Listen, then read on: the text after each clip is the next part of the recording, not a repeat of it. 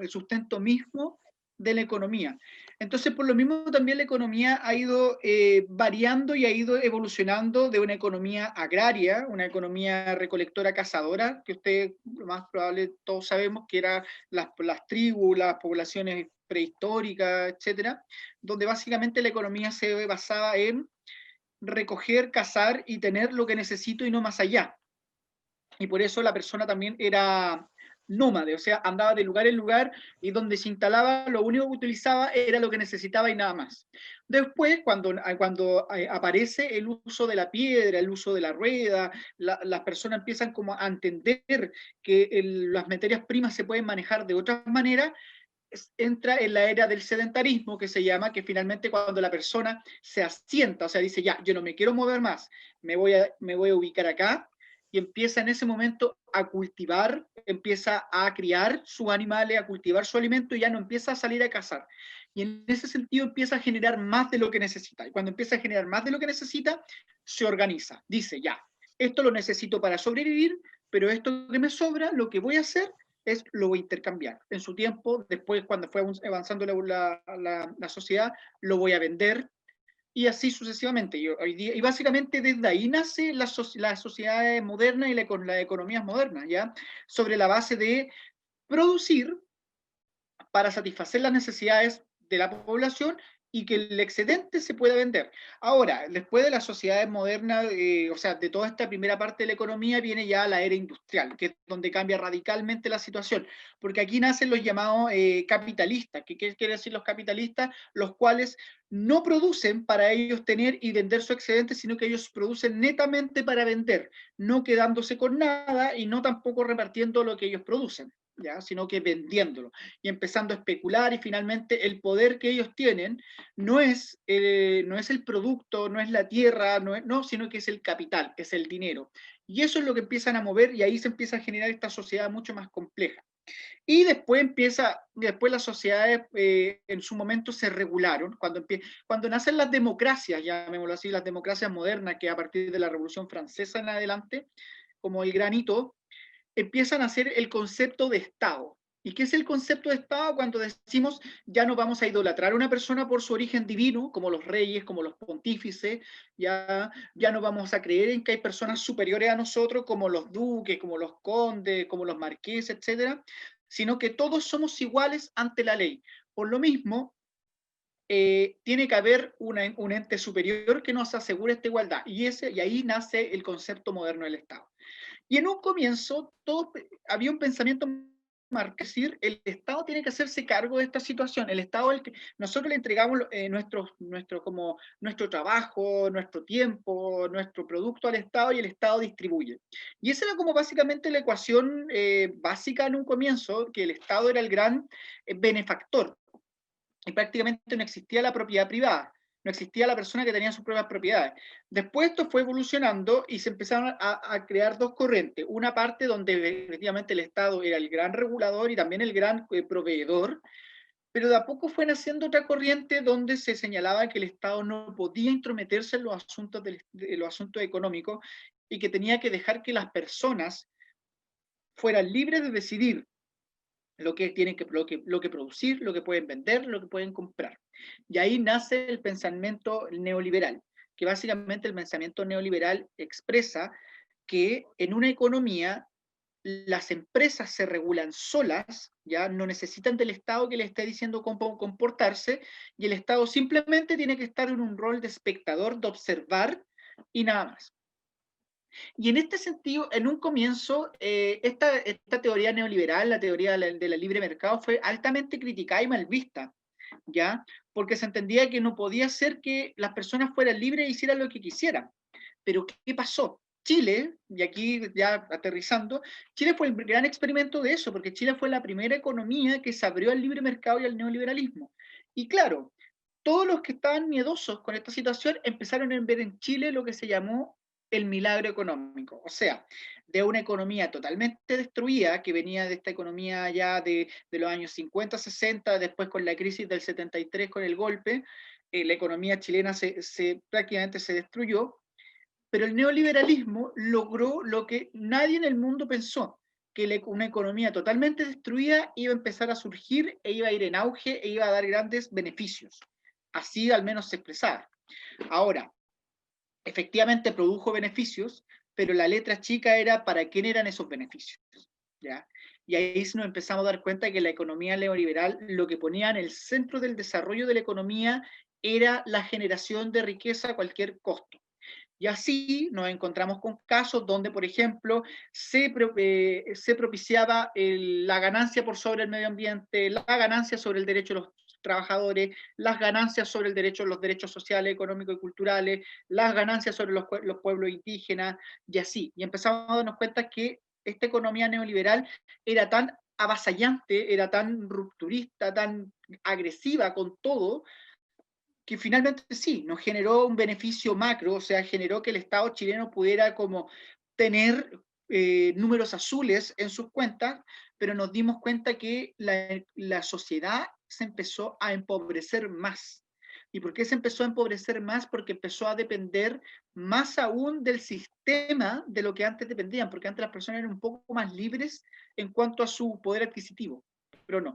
Y entonces, estos últimos 30 años, lo que hemos visto, producto después cuando se retorna a la democracia, es que la economía neoliberal se fue desarrollando con más agresividad, se trató de ir regulando, pero nos dimos cuenta, y hoy día esa es como la gran lección que nos deja todo este tiempo, en que la economía neoliberal no tiene en el centro a la persona, no tiene en el centro la dignidad, sino que tiene en el centro la acumulación de la riqueza y la generación de riqueza.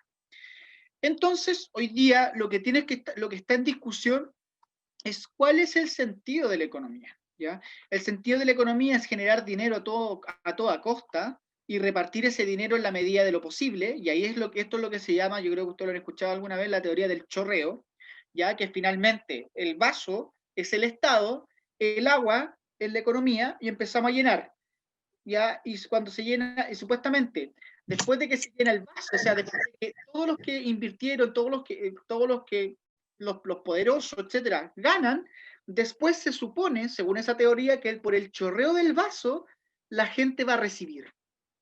Pero la pregunta es, ¿qué pasa si ese vaso nunca chorrea? ¿Qué pasa si ese vaso nunca bota un poco de agua? La gente nunca va a recibir nada. Entonces, por eso como que se empezó a discutir que no tenía que ser el centro de la economía el dinero, sino que el centro de la economía tiene que ser la persona. Y la persona no como una limitación, sino como un pilar fundamental del desarrollo económico. Es decir, que la economía se desarrolla para satisfacer las necesidades de las personas, no para generar riqueza y que chorree a todo el mundo, y al que le alcanza sí, y al que no le alcanzó, lo siento. Entonces, eso es básicamente la reflexión que hoy día queríamos entregarles, que es bien breve, pero a la vez también nos tiene que hacer pensar si nosotros queremos seguir con esta teoría económica, que es la teoría del chorreo, ¿ya? Que es la teoría de que en algún momento nos va a llegar el beneficio, y yo creo que ustedes se han dado cuenta a partir de todas las políticas públicas, de todos los cientos de programas de gobierno, etcétera, que existen, donde siempre le prometen a la gente que va a llegar el milagro económico, que va a llegar el beneficio. Básicamente el ejemplo, el mejor y peor ejemplo de esto es la clase media. Ya que finalmente, lo siento si aquí a alguien lo ofendo con lo que voy a decir, pero finalmente la clase media no existe. Ese es un invento de esta teoría del chorreo. Finalmente la clase media, en términos sencillos, es la clase endeudada. Es la clase que tiene que endeudarse para vivir, que no está en el límite de la pobreza porque tiene capacidad de crédito, pero sí está en un límite de a un paso llegar a la pobreza, porque vive tan endeudada que finalmente lo que trabaja lo paga en deudas, y se está en este círculo vicioso finalmente que nunca sale. Entonces, ese modelo es el que hoy día está imperando, y tenemos que ver si queremos seguir con eso o queremos dar un paso más allá y decir, nos cansamos de que la economía solamente se centre en generar riqueza, y ahora queremos una economía que se centre en la persona, que finalmente señale que lo que busca es dignificar a la persona, a su trabajo, sus derechos, su calidad de vida. ¿Ya? Eso es básicamente lo que hoy día queremos compartir con ustedes, y que básicamente, y a través de todas las clases que hemos tenido, la idea era un poco poder abrir esta conversación, esta discusión, decir, no da lo mismo si queremos una nueva constitución o no. No da lo mismo a quién elegimos para que redacte esta nueva constitución, y tampoco da lo mismo qué modelo o qué régimen económico constitucional queremos para nuestro país. Y por eso es importante que cada uno de los que chilenos y chilenas, si quieren seguir con el mismo régimen, que es legítimo también, vayan y concurran y digan rechazo. Quiero seguir con este mismo régimen que pone la generación de riqueza en el centro y que a través del chorreo le va a llegar a los demás. Pero si los que quieren una nueva constitución y a la vez un nuevo pacto social, también presionen a través de su voto, de tanto en la nueva constitución como en la convención que ellos quieren, constituyente o mixta, que quieren una nueva economía, una economía con sentido humano, una economía que la persona esté en el centro y que finalmente todo desarrollo económico vaya en dirección a darle bienestar y calidad de vida a las personas. Entonces ahora un poco quiero que abramos la discusión, la conversación, si es que tienen algo que plantear, si en algo no concuerdan con lo que yo les planteé, porque es interesante también. Yo creo que es súper interesante que podamos como profundizar este tema, que creo que es bastante como importante de tenerlo a la vista, sobre todo en el proceso que se viene, ¿ya? No sé si alguien quiere señalar algo, decir algo.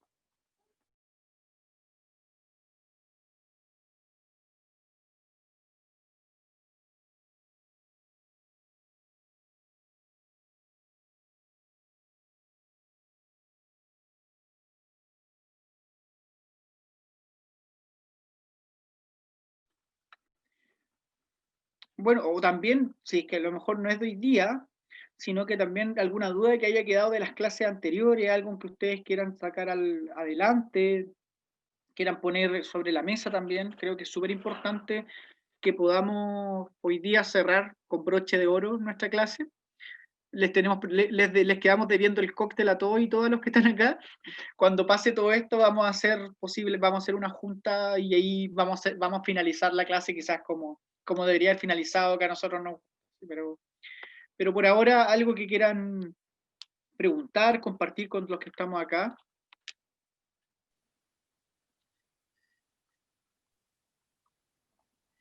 Hola, ¿me escuchan? Sí. Hola, sí. Hola, soy Milton Inostroza. Bueno, primero que todo, felicitarlos por esta serie de charlas que de verdad considero que son un gran aporte para aquellos que tenemos pocos conocimientos en cuanto a economía y otros temas afines, ¿ya? Pero eh, en mi humilde opinión y como humanista en el amplio sentido de la palabra, incluso en el sentido partidario, eh, el tema de la economía, el concepto de la economía humanista, es obviamente un tema que debe estar puesto y que el Partido Humanista no está haciendo campaña, pero obviamente lo va a llevar a la mesa. Pero no solo mismo como concepto de economía, sino que como concepto de vida, ¿ya? Y como filosofía de vida. Eh, yo creo que la base de la sociedad en cuanto a la formación humana y a los valores humanos vendrían como primeros al tema de la economía, porque, te repito, como humanista veo muy difícil generar una política de economía eh, humana sin una base filosófica, incluso un piso moral, en cuanto, no, creo que moral está mal dicho, un piso, sí, no filosófico, desde el punto de vista humanista. Entonces, es una tarea muy, muy grande para los humanistas, eh, pero, pero el concepto eh, es, también abarca demasiados aspectos. Por ejemplo, lo que mencionabas tú, y yo en algún momento hice la pregunta también sobre la economía de los pueblos, el respeto de la economía en los pueblos originarios. ¿ya? Donde hay una economía que es una economía sustentable. ¿Sí? Eh, entonces, a mí me interesaba mucho esta charla justamente eh, por, por mi formación, eh, lo que agradezco enormemente. Y, pero decir un poco eso, que lamentablemente eh, ustedes están poniendo un tema que es sumamente importante, pero es un trabajo demasiado arduo porque necesita de otro tipo de mirada y que va a ser una pelea terrible. Ya, así que solo eso, agradecer que se ponga el tema en la mesa, que se le dé el enfoque y un enfoque muy claro. Como te digo, incluso aquellos que no sabemos de economía, eh, nos aclara muchas dudas y nos deja así como una línea bien clara. Eso, no sé si soy un aporte, pero, No, pero eso quería decir. yo creo que lo que usted dice es fundamental en el sentido de que tenemos que avanzar más allá. O sea, concuerdo plenamente con usted que cuando dice que lo que la sociedad necesita para un real cambio es una base filosófica sólida, donde definamos cuáles son nuestras prioridades, cuáles son nuestros principios, nuestros valores como sociedad. Ya yo siempre lo digo en conversaciones más informales, pero para mí no es como antojadizo que, por ejemplo, en la sociedad chilena, el teatro, la literatura, la filosofía, las artes no tengan el lugar que corresponde. Y eso demuestra, si uno se va a la historia universal, ni siquiera hay que irse a temas tan sesudos, en la historia universal, si uno se va, por ejemplo, ya a los griegos, a los romanos, el último nivel de evolución de la sociedad sucedía cuando existían los filósofos, los monjes y todas aquellas personas que se les pagaba o se les mantenían simplemente para pensar, se les mantenían simplemente para contribuir filosóficamente al pueblo y que a través de ellos la sociedad pudiera evolucionar no solamente materialmente, sino en ese tiempo espiritualmente, ¿ya? Entonces, cuando en una sociedad moderna vemos que no existe en nuestro país básicamente un aprecio por las artes, por la filosofía, por todo lo que implica el desarrollo de una sociedad, nos damos cuenta que claramente somos una sociedad chilena todavía bastante empobrecida, ¿ya? Bastante empobrecida porque podemos tener un PIB per cápita mayor a otros países, podemos tener un sueldo mínimo superior a prácticamente a todos los países latinoamericanos, pero si preferimos cortar becas para doctorados y por otro lado pintamos murallas que fueron rayadas más allá con expresiones artísticas o hacemos otros gastos innecesarios, como por ejemplo aumentar el gasto en seguridad pública en vez de llevar ese nivel a otro lado que tiene que ver con filosofar, con pensar, con crear, con el arte, con mil cosas, ahí uno se da cuenta que la sociedad chilena es una sociedad bastante empobrecida, es una sociedad bastante primitiva todavía en cuanto a la evolución de lo que uno podría esperar como sociedad. Las sociedades modernas son las sociedades que, como usted bien dice, la humanidad, la filosofía son parte importante del desarrollo del país. ¿Ya? Y por lo mismo yo creo que sí, que si yo creo que queremos hablar de una economía con un sentido humanista, una economía con un sentido humano, necesariamente tiene que haber un proceso cultural de fondo también. Y yo, al menos de lo personal, creo que una nueva constitución puede ser el punto de inicio para comenzar a decir que el pensar también es importante. Porque hoy día yo creo que a muchos nos enseñaron, y yo soy parte de producto, mejor dicho, de ese proceso educativo, que pensar no sirve, que lo que sirve es reproducir contenidos, reproducir aprendizajes para que después son medidos. Y eso es como lo que a nosotros nos enseñaron, y yo creo que a las nuevas generaciones de a poco le han ido quitando ese sentido de reproducción intelectual, más que de pensar, ¿ya? Y en la universidad es lo mismo, al menos yo en la carrera que estudié es lo mismo, o sea, no dan espacio para pensar, solamente dan espacio para reproducir los contenidos que otros ya dijeron. Entonces yo creo que el cambio cultural que tiene que haber para que también entendamos que la economía tiene que ser parte de ese cambio cultural es que también nos den el espacio y que el Estado se preocupe de que la gente también tenga ese espacio de pensar, ese espacio de extenderse, de ser más libre y no tan esclavo digamos, de su trabajo, de su generación de riqueza, porque como les digo, o sea, hoy día la economía chilena está centrada en que el trabajador tiene que generar el máximo de ganancia posible, ¿ya? Y para eso le saco el jugo al máximo. Y yo como empleador no le voy a dar espacio para que desarrolle cualquier otra actividad, por ejemplo. Por eso también acá en Chile está prácticamente disminuida la actividad sindical, porque se entiende que la actividad sindical, de un punto de vista humanista, es un espacio donde los trabajadores y trabajadoras piensan, donde no solamente se juntan a la colación o se juntan a darle regalos de Navidad a los niños chicos, sino que los sindicatos históricamente han ocupado espacios de pensamiento crítico. Por eso los movimientos de trabajadores en el siglo XVIII, siglo XIX y también siglo XX, y en otros países lo sigue siendo, fueron tan importantes, porque fueron espacios donde se promovió mucho pensamiento crítico, y de ahí nacieron muchas de las organizaciones internacionales o muchas de las legislaciones modernas en torno a protección de derechos humanos nacen de los movimientos de trabajadores.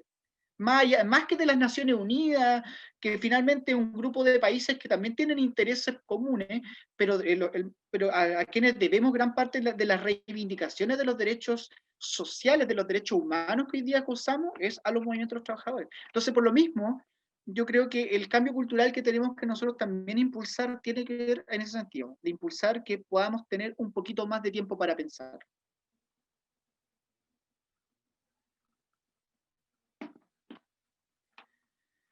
No sé si alguien más quiere compartir algo, quiere plantear algo, preguntar algo de ahora o de otras clases que podamos resolver. Claramente no con la profundidad que los otros expositores quizás le podrían haber dado porque ya eran expertos en sus temas, pero algo podemos acompañar.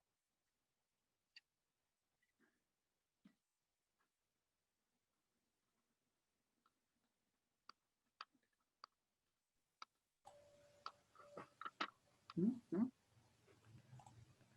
Sí, yo quería compartir algo, voy a poner el video, ahí sí, con respecto a lo que conversábamos en materia constitucional y cómo va a ser importante en el momento, al momento de plantear el debate constitucional, entender que la economía debe hacerse a escala humana. Creo que a medida que pasaron las clases, una de las cosas que se pudo evidenciar y una de las cosas que pudimos ver en el transcurso de las clases es que aquí no solo estamos hablando de dinero, no solo estamos hablando quizás de bienes, servicios, productos, sino que además estamos hablando de, ¿cómo se llama esto? Estamos hablando de personas, estamos hablando de que tenemos que entender que la Constitución no solo va a regular un conjunto de normas institucionales o un conjunto de normas que sean de corte institucional, sino que además va a entrar a regular nuestra vida, ¿ya? Lo que se plasma en la, vida, en la Constitución, sin perjuicio de que no vamos a encontrar un articulado tan extenso a lo mejor, lo que se plasma en la Constitución va a ser lo que va a dar curso a cuál o cómo va a ser nuestra vida cotidiana. El entender, por ejemplo, y aquí un poco retomando lo que habíamos conversado en las clases anteriores, el entender, por ejemplo, que el acceso al agua es un derecho humano cuando hablemos de medio ambiente. El entender, por ejemplo, la posibilidad de la redistribución de las cargas públicas o el entender que podemos utilizar nuestro erario fiscal en la producción o en la mantención de prerrogativas sociales, el entender que la propiedad tiene una función social que está en beneficio de todo lo que sucede en una sociedad, o sea, entender que no tenemos propiedad porque la tenemos, sino que esta propiedad también tiene que ser útil al colectivo, lo que no significa en ninguna forma privar a las personas de su propiedad privada. Ya creo que una de las grandes falacias de las que se ha hablado en el último tiempo es esa, el pensar que cuando nosotros hablamos de economía con un sentido humano o cuando hablamos de economía con un sentido social, lo que estamos haciendo es tratar de sustraer todo de la esfera privada y tirarlo todo a la esfera pública. Y creo que lo importante es entender que si nosotros hablamos de una economía a escala humana y hablamos de una economía en el sentido humanista, todas estas cosas tienen que ir de la mano, todas estas cosas deben ir conjugadas y todas deben encontrar un punto de inflexión, de manera que podamos tener una propiedad privada que sea, garantice nuestros derechos, nuestro derecho a la propiedad, que es un derecho intrínseco, que es algo que tenemos que tener, y que vaya de la mano también con cómo nosotros vamos a ejercer ese derecho a la propiedad y que ese derecho a la propiedad que yo ejerzo no vaya en desmedro de los demás. Creo que tenemos que entender que la Constitución y la economía en la Constitución a lo que va es precisamente a esto, a poder establecer estas normas que hagan que la convivencia social y que nuestra convivencia en materia económica sea una convivencia sana y que vaya en respeto de nuestros derechos fundamentales. No podemos olvidar que la Constitución regula las relaciones entre las personas. Por tanto, si queremos una constitución que satisfaga nuestras necesidades o que siente las bases para que nuestro ordenamiento jurídico pueda empezar a satisfacer nuestras necesidades, debemos entender que esto tiene que ser a escala humana, antes que todo. Que tenemos que pensar cuando se empieza la discusión del tema constitucional, ¿qué vamos a hacer para que todo lo que vamos a poner en el articulado tenga un alcance a escala humana? ¿Cómo vamos a poder nosotros compartir y contribuir a lo social? ¿Ya? Insisto, esto es una de las falacias que hemos visto en el último tiempo. Todo va a ser de todos, no. Creo que tenemos que entender que cuando hablamos de economía a escala humana encontramos una inflexión. Y encontramos ese punto de equilibrio entre que lo que es privado y lo que es público no son un enfrentamiento necesariamente bélico, sino que son un enfrentamiento de colaboración. ¿Ya? Y eso es lo que nos falta, eso es lo que hace falta en la discusión y eso es un poco lo que creo que hemos logrado plantear y lo que se ha trabajado en estas últimas clases, ¿ya? Y en esta clase en particular. Entender que necesitamos que nuestra economía sea a escala humana porque no podemos seguir esperando que el aparato estatal se mueva por sí solo, porque el aparato estatal y el frío aparato estatal, por decirlo de alguna manera, no va a actuar a menos que tengamos un mandato constitucional. ¿Ya? Es importante que esta concepción y que este espacio de poder conversar entre personas esté garantizado en la Constitución. No va a aparecer en el articulado probablemente, no lo vamos a decir, nuestra economía es una economía a escala humana, pero tenemos que hacer que así como al principio de clases más atrás hablamos de que nosotros tenemos este principio rector, que es el principio de subsidiariedad en la Constitución, que nosotros en nuestra eventual nueva Constitución podamos tener como principio rector el sentido humanista de la economía, pues, y entender que esta economía tiene que estar al servicio de la gente, no de la economía por sí misma. Eso. Muchas gracias, Katy. Creo que es súper también interesante lo que señala, porque efectivamente quizás no es necesario tener que enumerar todo, pero sí dejar como base sólida que la economía se va a centrar justamente en el desarrollo de las personas y en dignificar, o sea, en darle mejor calidad de vida. ¿Ya? Yo creo que ese tiene que ser el fin de las economías modernas, porque ya vimos también, o sea, yo creo que estos últimos 15, 20 años hemos sido testigos de grandes crisis. La crisis subprime, las crisis chinas que ha pasado por las guerras comerciales, también en Europa con todo lo que fue las crisis institucionales que tuvieron, etcétera. Eso nos dejó al descubierto que una economía que solamente, como dice Katy, se centra en generar riqueza a toda costa, despoja la humanidad de las personas. Y vemos hoy en día en la calle, no solamente en Chile, lo vemos en gran parte del mundo, que las personas están en la calle protestando y aunque a uno le parezca obvio, están protestando por mejor calidad de vida. Entonces eso nos quiere decir que quizás este sistema o quizás la economía que los países, sobre todo occidentales, han elegido, no es quizá, o ya está obsoleta. ¿Ya? Yo creo que no hay que tener miedo en plantearse esos temas, es como un poco la democracia.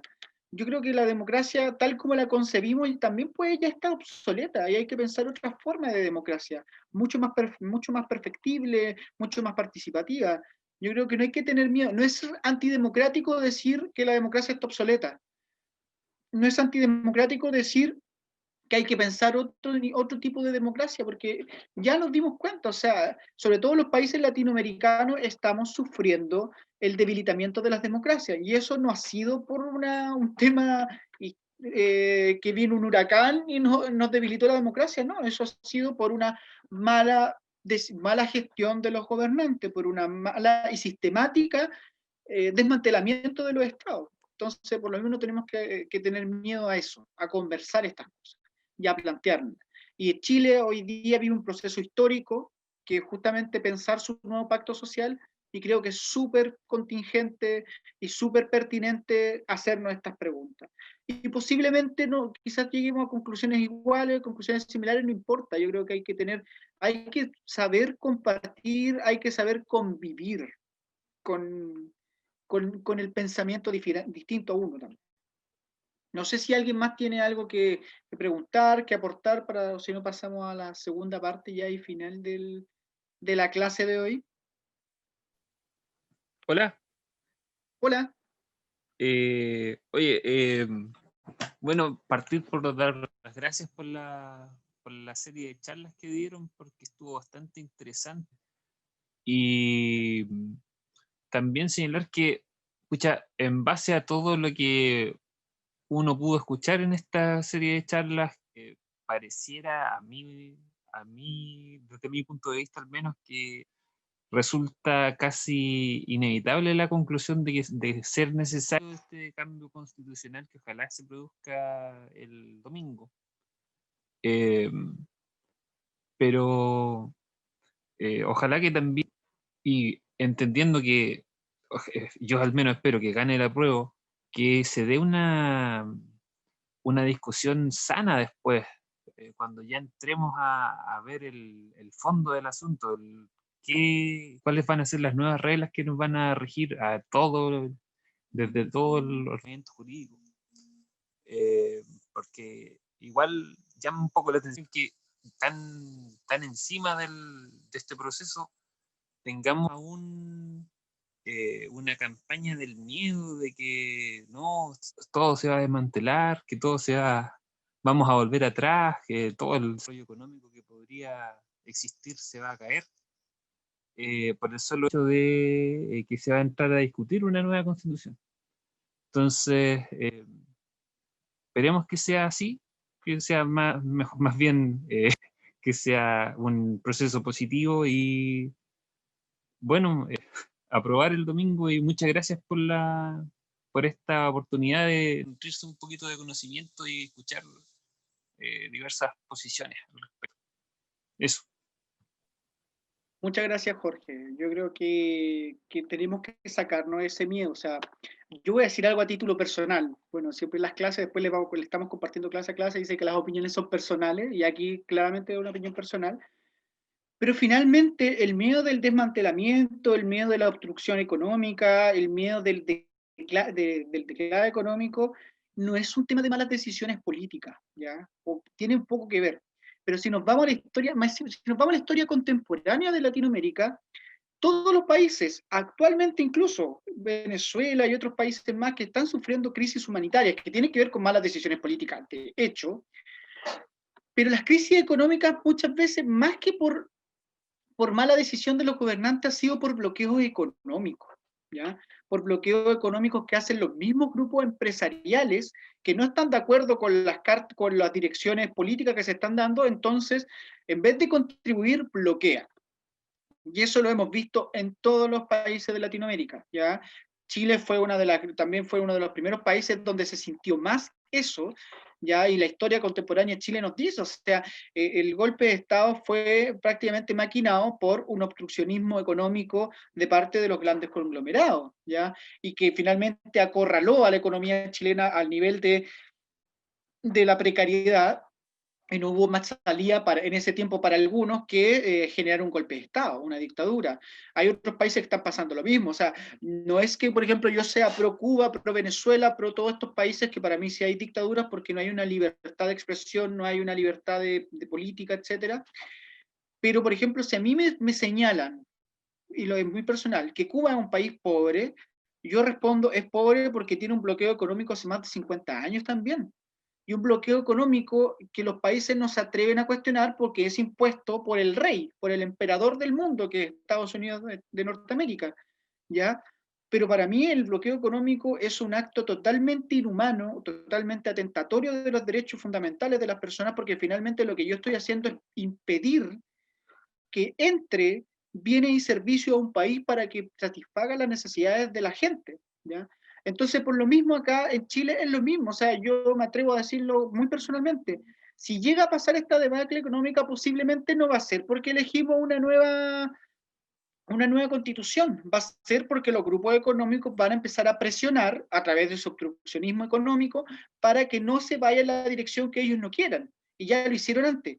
Por lo cual, ojo, ahí también tenemos que ser bastante, yo creo que como sociedad somos un poquito más inteligentes que antes, tenemos más acceso a la información, lo cual es espectacular, y tenemos que saber distinguir las amenazas directas que han hecho los empresariados de repente cuando dicen, no, es que nosotros, es que el capital extranjero no va a querer invertir. Eso es una amenaza directa a la democracia. Lo que nos están diciendo en segundas líneas es que ellos no van a apoyar que entre más inversión, y que ellos van a sacar su inversión para empobrecer al país, ¿ya? Porque no quieren jugar las nuevas reglas, que es legítimo que un país quiera cambiar sus reglas del juego, no de la noche para mañana, porque también hay tratados internacionales que Chile tiene que respetar, por lo cual no se va a empezar de cero, eso es una mentira de la hoja en blanco, pero sí también tenemos que ser valientes en sostener y en llevar adelante lo que queremos, ¿ya? Y nuevamente lo repito, gran parte digamos, de las crisis económicas que han tenido los gobiernos que han querido llevar el camino por un tema más humano, ha sido por malas decisiones políticas, efectivamente, y ahí yo no le quito piso a ninguno, pero también ha sido por un obstruccionismo sistemático de los grupos económicos, ¿ya? Que ellos se han encargado de empobrecer más aún de los países de lo que ya son, y por el bloqueo económico que establece Estados Unidos cuando es en contra de sus intereses, que eso es un acto totalmente inhumanitario. Bueno, vamos a pasar a la segunda parte, que aquí también me interesaría que escriban o que nos digan a viva voz ¿qué les ha parecido la escuela? Para nosotros es importante esta parte, que ya es el final de la escuela, porque así también nosotros podemos mejorar si es que hacemos una segunda versión, o si hacemos otro tipo de contenido, podemos ir mejorando ya sea los tiempos, ya sea los lenguajes, la forma, etc. Entonces, cedo la palabra para que nos puedan compartir qué les ha parecido, qué creen que se puede mejorar, qué creen que podemos trabajar más, qué creen, o qué otros temas les gustaría que también se incluyeran dentro si es que hacemos una segunda escuela económica constitucional, pero con otros temas, etcétera. Los escucho, los leo, yo leo el vivo porque estamos grabando, por lo cual me interesa que esto quede registrado también.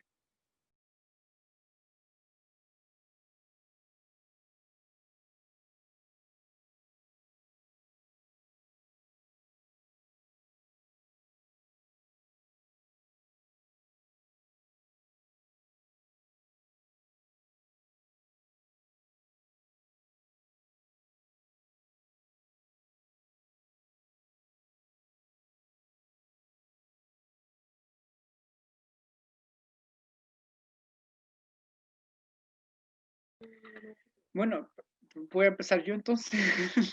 Les vamos a compartir igual algo en todo caso, pero en lo particular, como FOJUC, y aquí hablo ya en representación de la Asociación de Consumidores y Consumidoras FOJUC, para nosotros esto fue súper enriquecedor, ¿ya? Enriquecedor sobre todo porque nosotros desde hace varios años hemos manifestado nuestro interés de participar en un proceso constituyente, ya participar de un punto de vista de los contenidos que podemos aportar, y de los contenidos que también hemos generado desde las bases sociales. O sea, nosotros como Asociación de Consumidores no pertenecemos ni somos apadrinados por ningún partido político, ningún bloque político, por ninguna autoridad en particular, por lo cual también nuestra contribución nace plenamente desde el sentir de la calle, desde lo que nosotros hemos observado.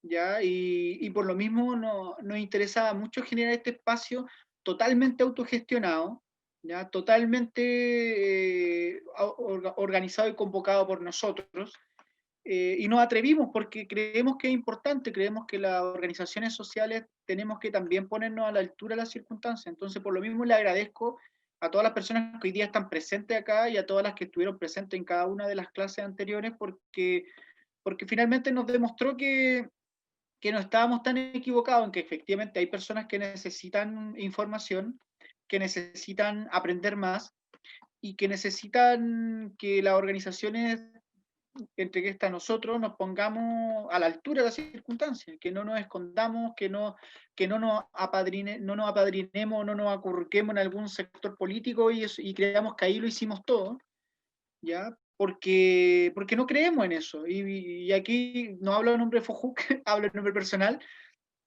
porque nosotros no queremos entregar nuestra voluntad a un tercero que después habla muchas veces lo que nosotros no queríamos decir. Y a nosotros a mí en particular y a FOJUC sí le ha pasado que muchas veces hemos depositado confianza en autoridades, en voceros que responden a otros intereses. Y por lo mismo nosotros como FOJUC dijimos, hagamos esto desde nosotros, por nosotros y a la pinta de nosotros, o sea, de la manera que nosotros sabemos hacerlo. Y creo que al menos nosotros estamos súper contentos, sabemos que hay algunas cosas que tenemos que mejorar desde un punto de vista de tiempos, de contenido, de continuidad, de fluidez, y también, y por eso me interesa que ustedes también nos puedan aportar eso, pero en lo general quedamos muy, muy contentos. Mira, acá hay opiniones que nos han dicho. Blas nos señala que la escuela muy buena para entender y aprender de cosas que pasan frente a uno y que por falta de información. Lo único que sugeriría que algunas clases no fueran con lenguaje tan técnico, pero en general muy bueno. Yo creo que eso es uno de los temas que hay que simplificar. Bueno, yo admitimos que todos los expositores y expositoras fueron abogados y abogadas, por lo cual, claro, yo creo que ahí quizás debimos como haber digerido un poco más el lenguaje, pero gracias por el comentario, Blas. Milton nos señala que nuevamente agradecer esta serie de charlas que han sido presentadas de una manera tan aterrizada que es comprensible para todos, que además se presentan en un momento histórico demasiado relevante. Muchas gracias, Milton. Yo creo que efectivamente nosotros quisimos recoger los puntos que para nosotros eran los más importantes de desarrollar para así entregarle esos contenidos a ustedes. ¿Ya? Tratamos de elegir para nosotros los 8 temas más relevantes en una discusión constitucional así. Bueno, no sé si alguien quiere compartir algo más, un texto, a viva voz, etcétera, antes de ir concluyendo ya.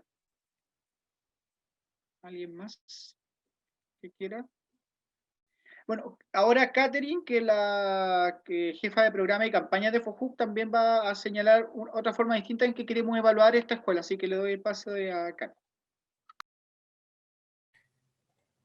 Bien, muchas gracias a todos por sus opiniones. A continuación les voy a proyectar, aprovechando la plataforma Zoom, una encuesta de 3 preguntas, ¿ya? En esta encuesta va a aparecer en sus pantallas de Zoom y ustedes solo tienen que seleccionar la alternativa que a ustedes les parezca más adecuada, ¿ya? Se les va a presentar una pregunta y una evaluación de 1 a 5, donde 1 es es totalmente en desacuerdo y 5 es muy de acuerdo, ¿ya?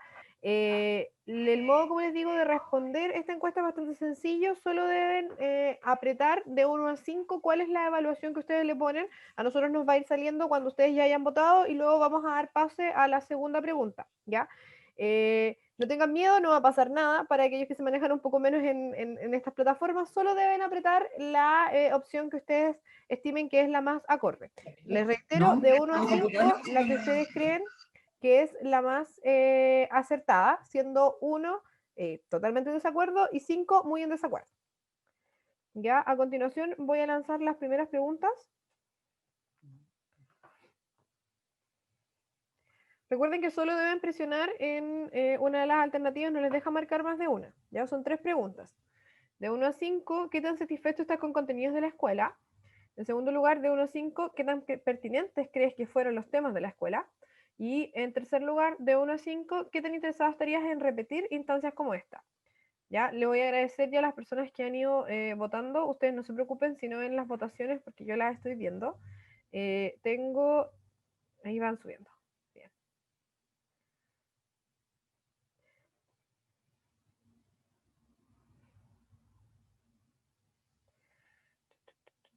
Me faltan algunas todavía, son muy poquitas las que me faltan. No puedo decirles quiénes faltan que voten porque no lo sé. La votación es completamente anónima a todo esto, así que no se sientan observados porque no lo estamos viendo. Recuerden que la votación es de 1 a 5, donde 1 es totalmente en desacuerdo y 5 es muy de acuerdo. Bien, voy a dar unos segundos más para que puedan votar. Hasta el momento tengo el 60% de la votación lista, 70%, muchas gracias. Solo nos faltarían un par de personas que puedan hacerlo.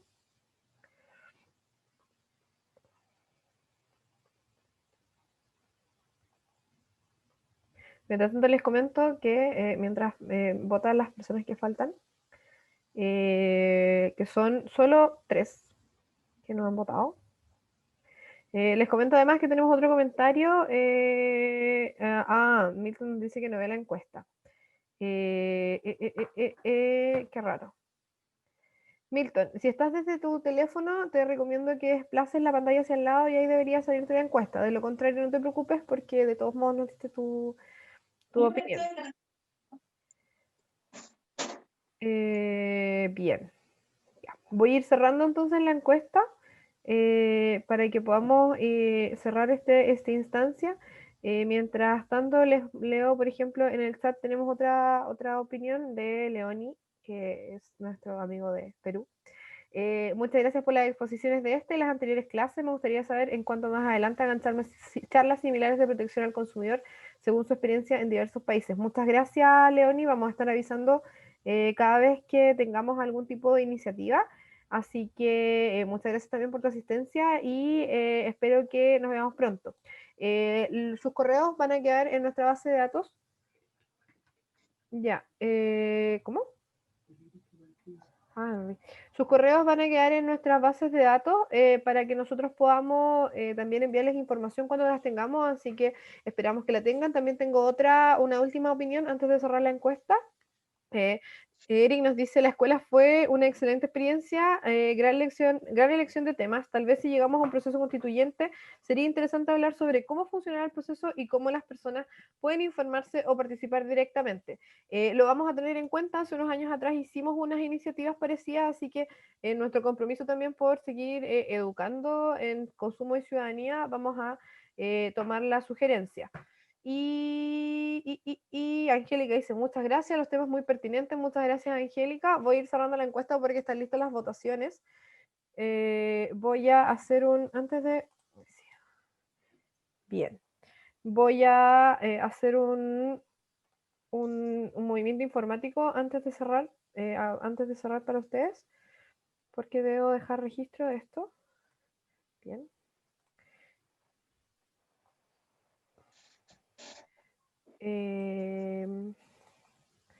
Y listo. Pablo, ya, entonces voy a dejar. Muchas gracias por sus evaluaciones y Pablo, para que puedas continuar. Muchas gracias, Carmen.